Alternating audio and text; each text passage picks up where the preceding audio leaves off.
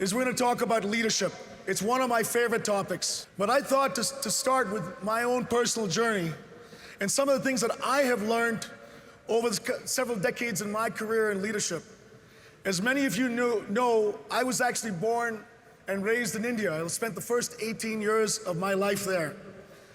And for me, growing up, probably the one thing I remember was even through all the stuff I had to go through in school. I wore very thick glasses, I was bullied, I wasn't very popular. The one thing that I remembered was, irrespective of what happened on the playground, my family was a safety and security zone. And so through the highs and lows of life, there was something that I could come back to. That was an important lesson that I learned through my first few years in life. Fast forward, I came to the US as an immigrant at age 18, 50 bucks in my pocket and a scholarship to college. Most immigrants come a little later on in their life, especially ones from India. And for me, it was just completely a culture shock, okay? And for those of you who are in the US, many of you have probably seen this movie, Animal House. Anybody here seen Animal House? Okay.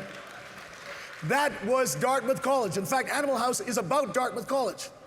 Okay, and that's the place where this young, innocent 18-year-old shows up in college, and it's a complete culture shock.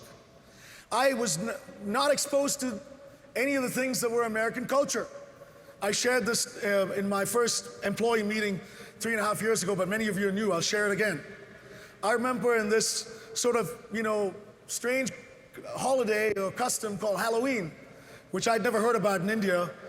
I was living off campus with some roommates, and kids come up to the door with a bunch of stuff and mumble something. I had no idea what they were saying. And they were saying trick or treats, but I couldn't hear them. And they had a big bag of, candy in front of it. I just figured it was a good opportunity for me to take some candy. Until the kid's mom, who was standing down the end of the driveway, screamed at the kids and said, "Come back, those guys are crazy." But that was the kind of cultural learning experiences I had to learn at 18 that, again, rooted me and grounded me, even though I wanted to go back home, where I was 10,000 miles away from my parents. Understood that I was going to break through it, work hard, and maybe I'll get used to this culture that was a very different culture. So there are lessons that you will all learn. I describe them as your teachable point of view. And as you do these, there are things that make you a better person. Those are the things that we want to encourage and learn and teach from each other. Number one, I've talked about servant leadership. That's super important, in the Silicon Valley especially, but I'm sure in the other parts of the world. There are a lot of smart people. There are lots of people who are hardworking.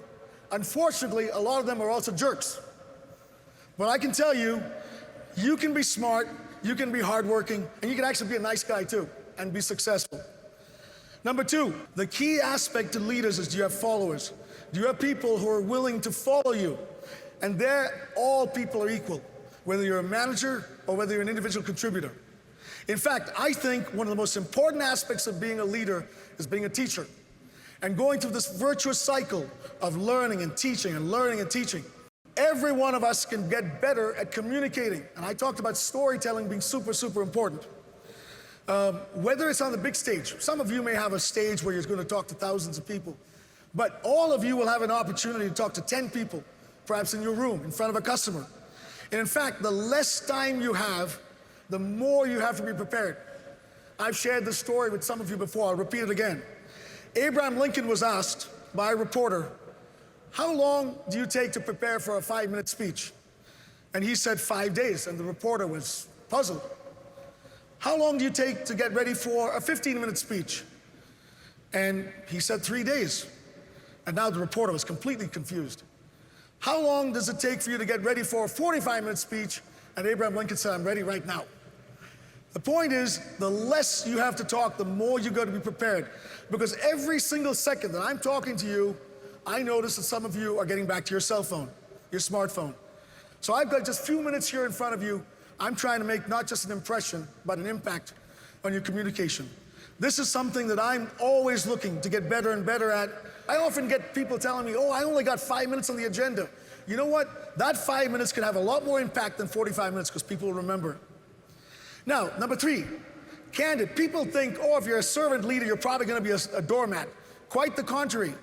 In fact, I think some of the greatest, humblest people are people who are the toughest negotiators, They've got a firm point of view, but they do it in a nice way. So don't confuse servant leadership with being a doormat. You could be candid, but you can do it in a way that's collaborative. Super, super important. Number 4, I think great leaders embrace risk. When change happens, and all of us know that change is one of the things that typically there are 3 reactions to change. All right, the first constituent runs away from change. They won't have anything to do with it. The second constituent stands in the middle of change and throws grenades. The third constituent says, I'm jumping in, and I'm going to learn how to embrace this. Leaders embrace change.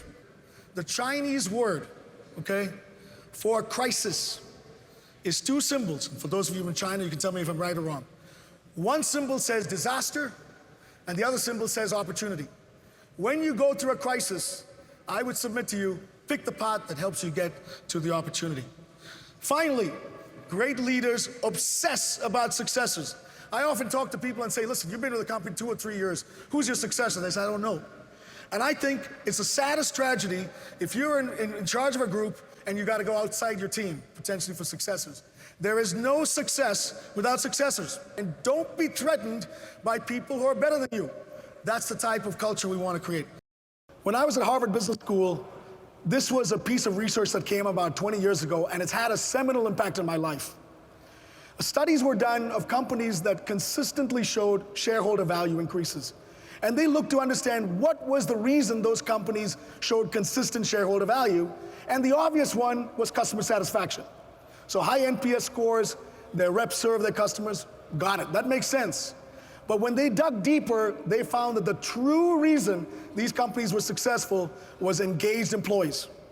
So I'm here to submit to you the real value in an organization, and what is our job as leaders, not to replicate the typical organization. This is what typical organizations look like. Top down, okay? The CEO or the exec team is sort of dictators, and the poor account executives down at the bottom. I assure you that's not snow that's on top of them. Instead, we invert the pyramid. We are here to serve you. Executives, middle management, provided you are connected to the customer and partner. There's tremendous amount of joy. One of my favorite poems was this, Rabindranath Tagore. I have this in front of my desk and it inspires me every day. He said, I slept and dreamt that life was joy. I awoke and realized that life was actually service. I acted, and behold, service is joy. And I can tell you, for every one of us who are leaders, we get a tremendous amount of joy at celebrating your success, and that's what we're all about.